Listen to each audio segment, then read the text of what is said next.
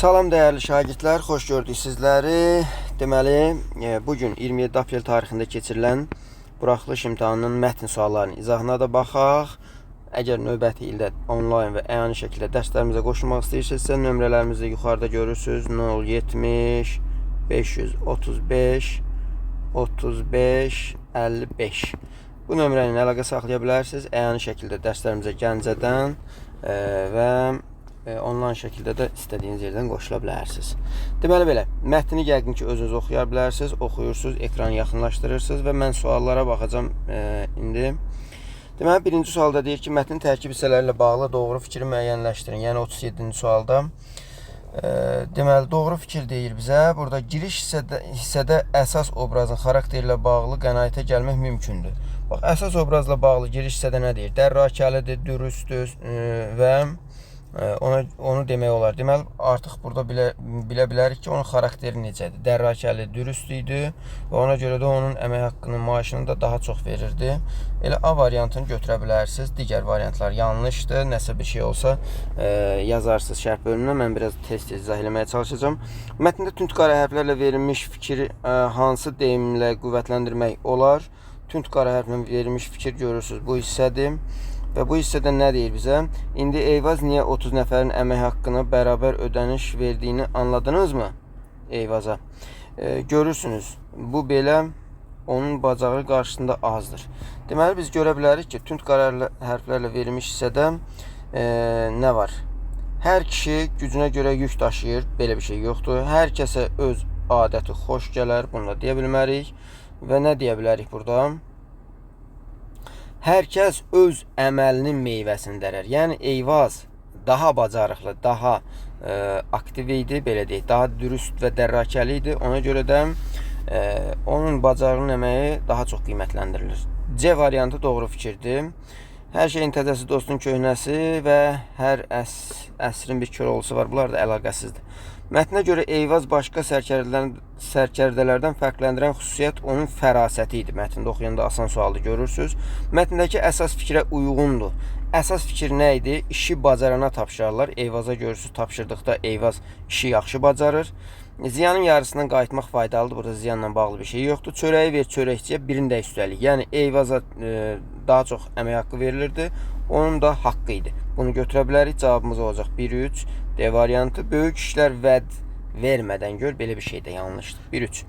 Üzərində rəqəm yazılmış ifadələrlə bağlı doğru fikri müəyyənləşdirin. Belə qoyaq. Üzərində rəqəm yazılmış ifadələr hansıdır? Hünər. Hünər. Bir əd yazıb ki, hünərə mərifət sözü ilə əvəz edilsə kontekstə uyğun olar. Bu yanlış fikirdir. Mərifətlə hünərin əlaqəsi yoxdur.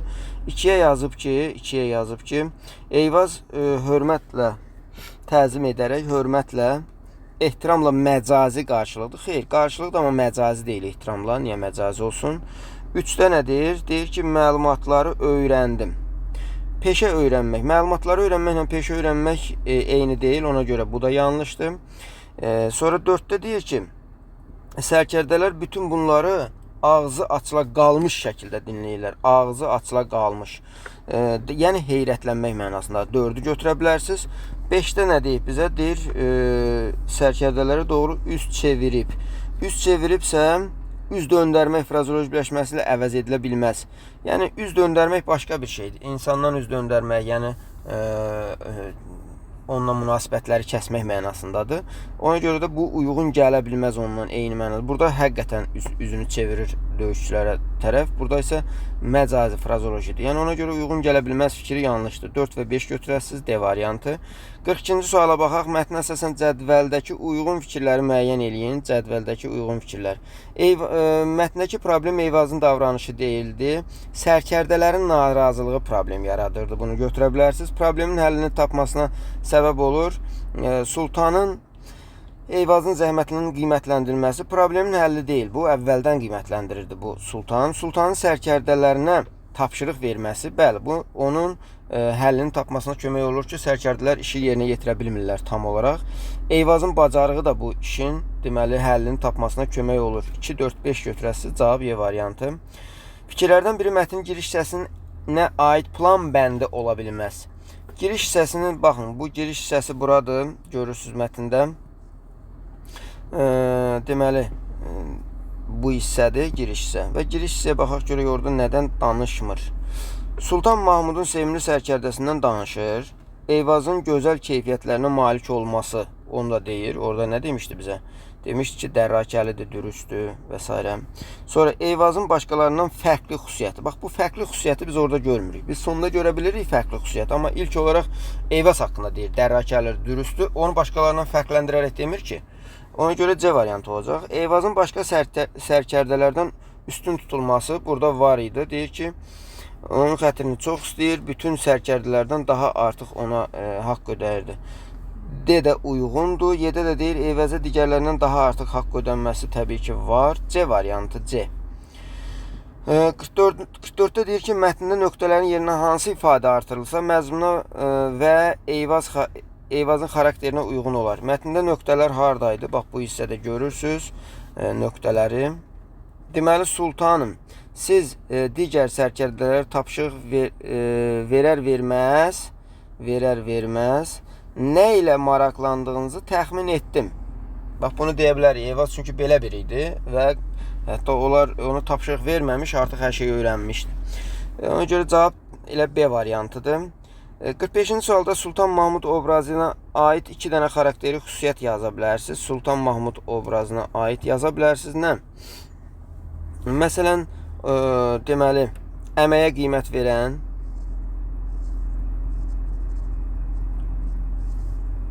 sonra tədbirli, ədalətli, uzaq görən və s. Bax, bu tipli müsbət keyfiyyətlərdən yazın geçsin. Mətnə əsasən cədvəlin boş xanalarına uyğun fikirlərlə doldurun. Baxın, burada bizim şagirdimiz Aytaç deməli boş xanaları doğru şəkildə doldurub.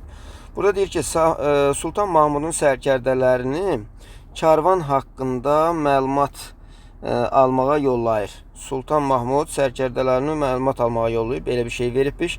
Səbəbi, sərkərdələr Eyvaza daha artıq haqq ödənilməsinə narazı idilər.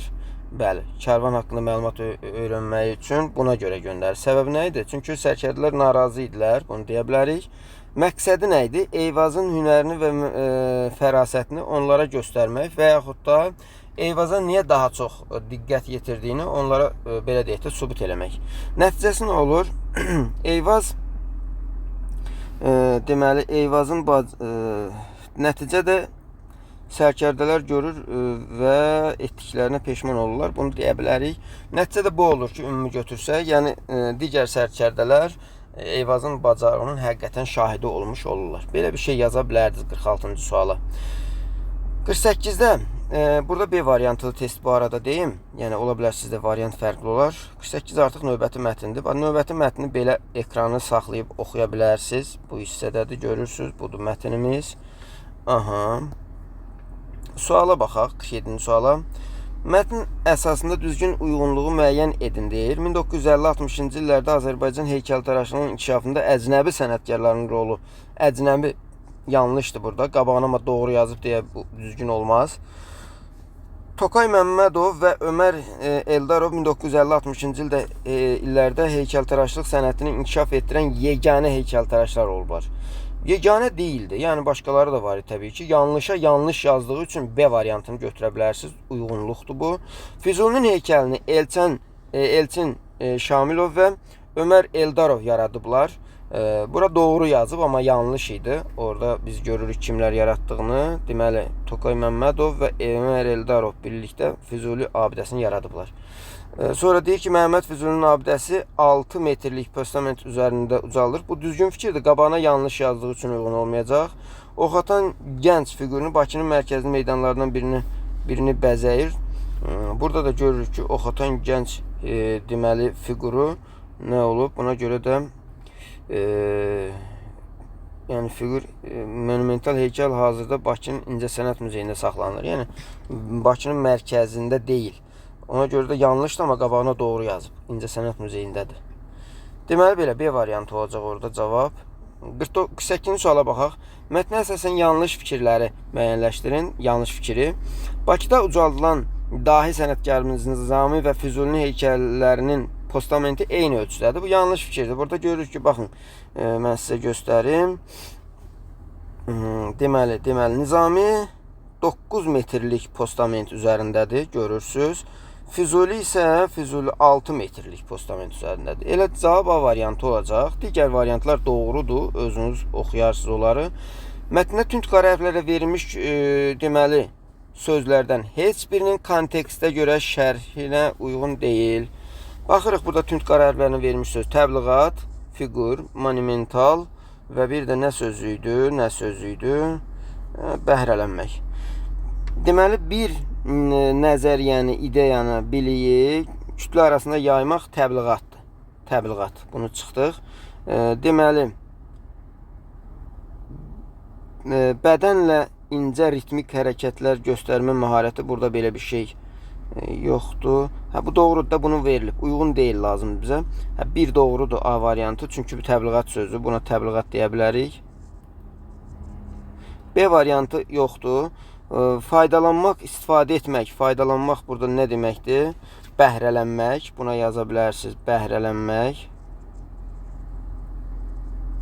Sonra əzəmətli, möhtəşəm nədir? Əzəmətli, möhtəşəm, monumental. Tal, neysə. Sonra və rəssamlıqda heykəltaraşlıqla insan və heyvan təsviri də fiqurdur. Fiqur. Cavab B variantı. 50-ci suala baxaq. Nəticə hissəsini hansı cümlə ilə tamamlamaq olmaz? Deyir, A variantında deyir ki, bununla da heykəltaraşlarımız qədim ənənələrə sədaqətini qoruyub saxlayırlar. Söhbət sədaqətdən getmir.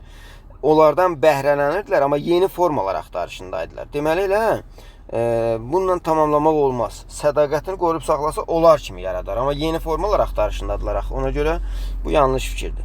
Azərbaycan heykəltaraşlığı müasir dövrün tələblərinə uyğun olaraq yenilənməkdədir. Bəli, biz sonuncu abzasda görürük ki, yeni formalar axtarışındadılar.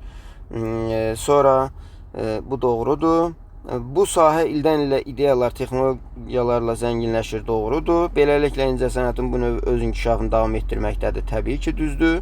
Bu axtarışlar heykəltaraşlarımızın müasir üslubları, texnikaları mənimsənməsinə imkan yaradır. Bəli, bu axtarışlar yeni forma axtarışlarını deyir.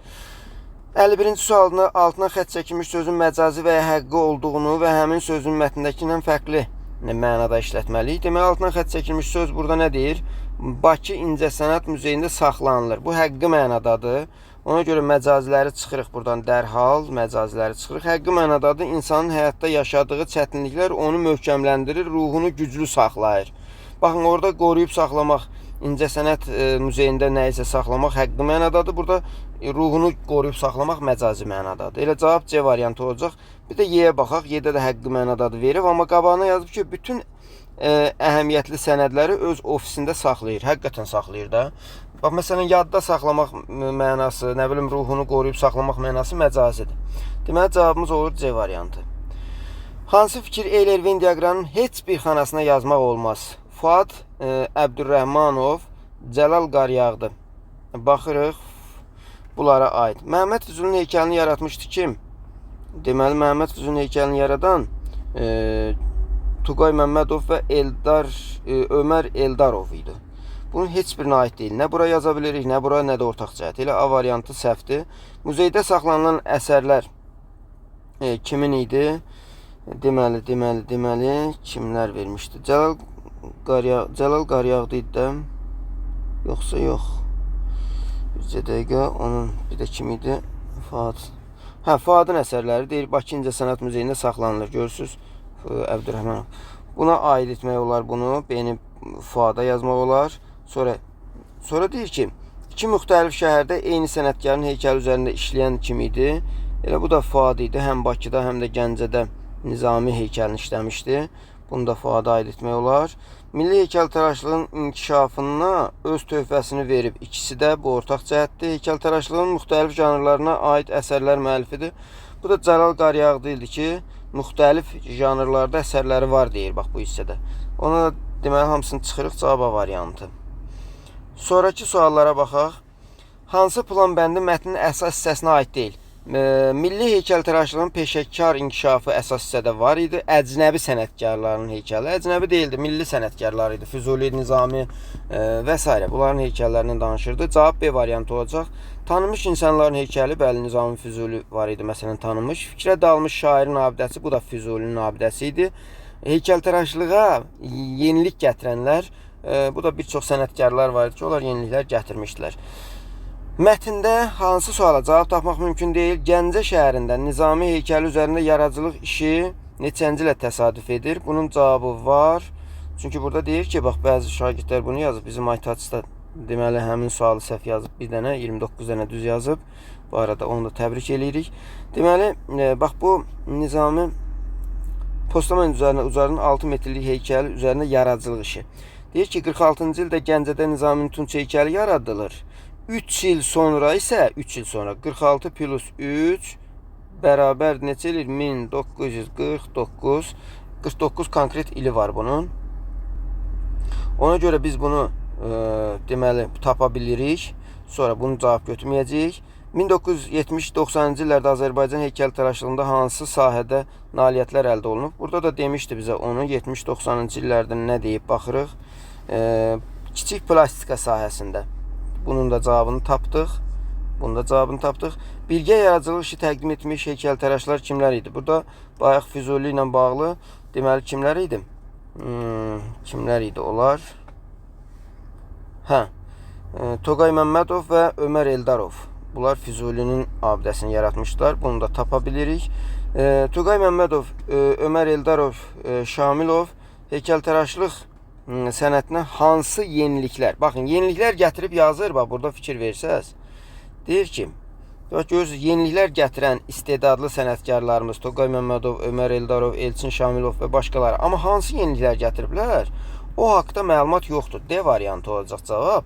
Sonra burada deyir ki, 55-ci, həmin dövrdə yaradılan heykəllər həm də yüksək estetik dəyərə, sənətkarlıq bacarığına malik idi. Buna görə də onlar müasir dövrə qədər gəlib çatmışdır fikri əvvəlində işarə qoyulmuş hansı abzasda ifadə olunan məzmuna ziddir. Baxın, deyir, müasir dövrə qədər gəlib çatmışdır. Lap birinci abzasa baxırıq, qabağında üçbucaq işarəsi qoyulan. Deyir, təbliğat xarakteri daşıdığı üçün uzun ömürlü olmamışdı. Yəni, müasir dövrə gəlib çatmamışdı. Ona görə də üçbucaqla olanı götürürsünüz burada cavab kimi. Yəni, bura yazırsınız üçbucaq və belə. Onu da əsaslandıra bilərsiniz. Orada tam tərsini deyir. Heykəltaraşlıq görkəmli şəxsiyyətlərin xatirəsinin qorunmasında, gələcək nəsillər ötürülməsində mühüm vasitədir. İstinad edirik. Məsələn, yaza bilərsiniz Nizami Gəncəvi və Məhəmməd Füzuli. Bax, bunların yaza bilərsiniz ki, Nizami Gəncəvi və Məhəmməd Füzulinin heykəllərinin hazırlanması və bu günə kimi gəlib çatması deməli, onların qorunmasında, onların xatirəsinin əbədiləşdirilməsində mühüm rol oynayır. Bax, bu şəkildə cümlə kimi yaza bilərdiniz. Bundan da tam bal da ala bilərdiniz. Belə uşaqlar, uğurlar sizə, uğurlar. Sualları işləmək üçün bu videonun altında link yerləşdiririk. Oradan daxil olub deməli, WhatsApp kanalımıza abunə ola bilərsiniz və eyni zamanda oradan PDF-ləri işləyə bilərsiniz. Uğurlar hər birinizə, sağ olun.